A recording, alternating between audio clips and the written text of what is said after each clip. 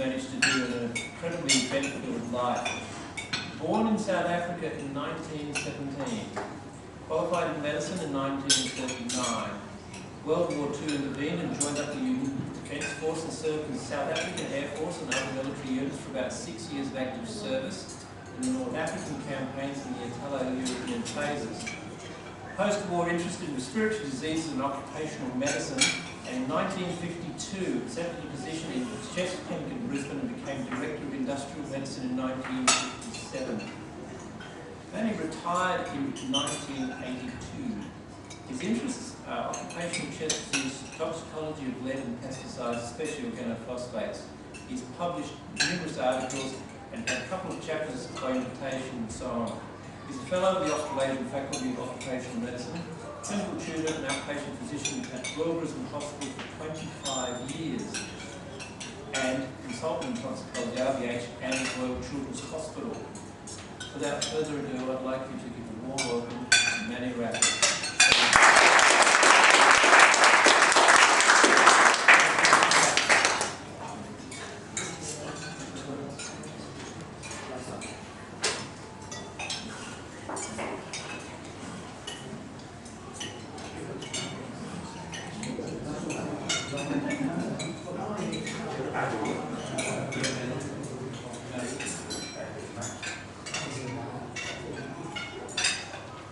Good evening, all members of the Moreton Bay GP network. As a result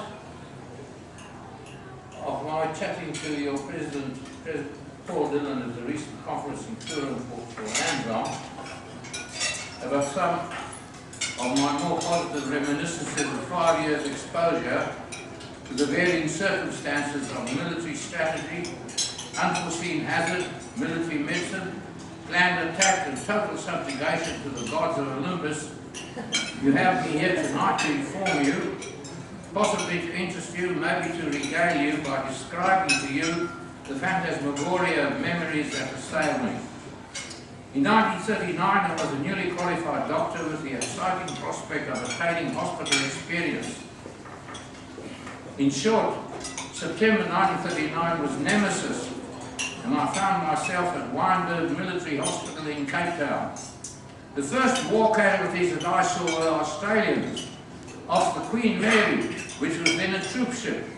The environs of Cape Town offered the liquid to noisy endeavour, you know what that is, and several carts or wagons drawn by mules were utilised in races culminating in serious crashes. The casualties were admitted to Wynberg Hospital and messages were sent to the Queen Mary. I tell you this because amongst the medical team that arrived was Dr. Harold Love of a vintage which is beyond most of your capacity to know, whom I met then and was to meet again 13 years later at the then South Brisbane Hospital, which is now the Princess Alexandra, when I arrived in Brisbane in 1952 to join Dr. Ellis Abrams at the chest clinic. Anyway, now we go back in time a little. I spent most of 1939-40 attaining experience. At the end of 1940, I was posted to Roberts Heights, the military centre outside Pretoria. There we were drilled, instructed in tropical medicine, hygiene procedures for the field, and a host of lectures and training procedures that I eventually found were repetitious in other Allied forces. Amusingly, I spent a few months in the northern Transvaal jungle country camp exposed to lion, hippo, leopard and puff adders as its normal complement of fauna, where training took place to inure us ostensibly for desert warfare. Many years later I found that Australians were subjected to strenuous training at Canungra, which certainly equipped them for the Kokoda Trail in New Guinea, Borneo, etc., but had little bearing on their diversion to North Africa in time for the Battle of El Alamein in classic desert terrain. Through 1940 we were made aware of the ruthless character of Nazi-dominated warfare, and we posted news bulletins appropriately and attempted to inform troops. Our position as a volunteer army resulted in many incongruous postings of senior legal fellows given posts in the cookhouse. That happened to a friend of mine who was a barrister. and I found him peeling potatoes outside the cookout store. By this time, I had developed an interest in the life of a soldier at all levels during wartime. Battle and training and routine maintenance to marshal one's forces for positive endeavour are the backbone of armies, includes Navy and Air Force. But life exists outside of these varieties and are the devil to organise or control. Because of my involvement in boxing and rugby at university, I became involved as sports officer in these pursuits as morale builders in this phase of my exposure to army life, and was to continue factually through the next 5 years as release valves for stress and cementing of friendships.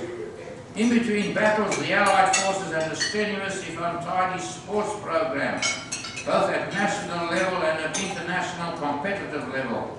King Farouk was always an enthusiastic spectator of rugby matches at Hilmea and El Maza, but they didn't stop us singing rude songs about him. Up to the time of our own departure on active service from South Africa, we were fully aware of our probable destiny by active units engaged in Abyssinia and the Sudan, and by the exploits of the South African Air Force. I call them SAF in future. Our casualty lists were manifest, and the aura of war was ever present. In the South African Medical Corps SAMC, one could be posted in a random fashion to Army, tanks, Navy or Air Force.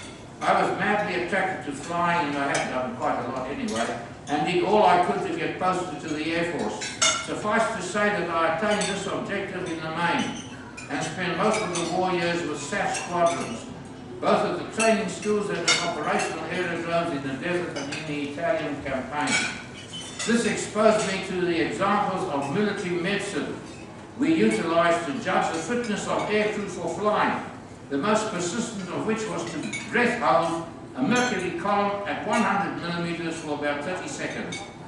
Primitive and inaccurate, but sufficient under the situation. And a wonderful pulmonary function test, par excellence, which I commended to the Thoracic Society, accepting that the pilots all knew the trick. They put their tongue in the tube.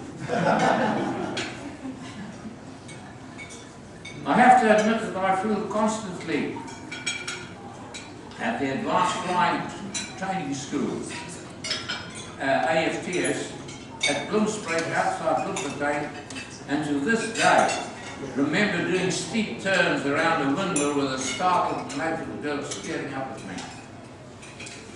I had one medical tragedy which would probably not occur today. One pilot close to qualifying developed a middle ear infection. Remember, this was in 1940. We utilised all usual care, incised the drum and used the universal and virtually only antibiotic available at that time, this MNB 693 or sulfonamide. All was apparently resolved to our satisfaction and that of our ENT consultant at the base hospital. The airman successfully accomplished the fly past on graduation day and happily took furlough to Johannesburg. He experienced a worrying dizzy attack after about a week and reported to the general hospital where he was admitted and died quite rapidly, with the post-mortem revealing a ruptured cerebral abscess. He had been checked and super-checked and the medical team was desolate. Now I can assure you. Our instructors at the AFTS contained many Battle of Britain pilots, and we were all imbued with the itch to be involved at similar levels when sorted out into bomber and fighter streams, which would determine the next step in special training. Now I'll give you our test. This was judgmental rather than scientific, sort of quasi-scientific. For bombers, we chose married men who we thought were very stable and would keep the plane straight and level over the bombing run while they were being shot at by HAA, which is heavy anti-aircraft fire. But the sidestepping rugby centres were obviously going to be fighter pilots.